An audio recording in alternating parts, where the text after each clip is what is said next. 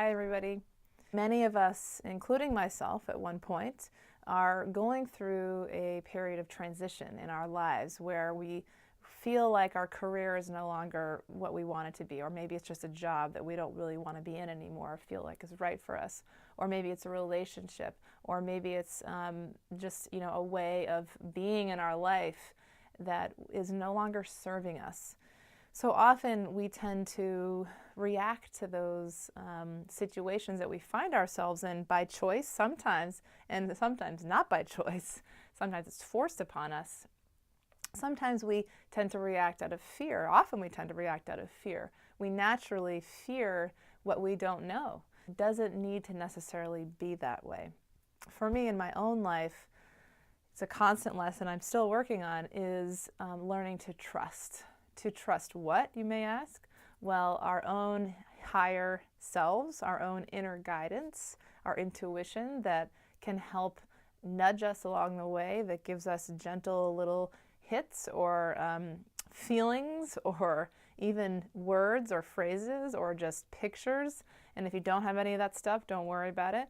But feelings about this is, I've always thought that maybe I should or I want to explore this new part of my creative life, maybe an art class, or I always felt like I should get in touch with this person. Often it's about getting in touch with a person to connect. Or I've always felt like I've been drawn to dance or to build something with my hands or to plant stuff in the garden or to invite people over for a potluck.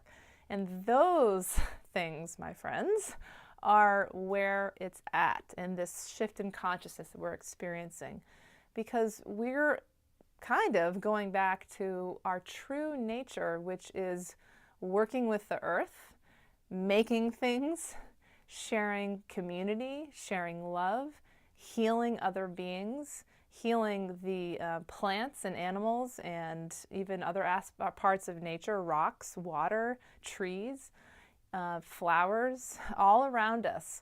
It's getting back to the basics of what we are as humans and what we're capable of, and moving away from the system of working inside of buildings, which is not energetically really that great for us. Of course, I live in Maine and it's cold out, so there's benefits to having structure and heat. But as much as possible, when we get out in nature, we feel this wonderful alignment with the air and sunlight and just a feeling of freedom and expansion. And that is because nature is the divine creation that we're essentially put into to live in. And there's a lot of energy there that we're connected with.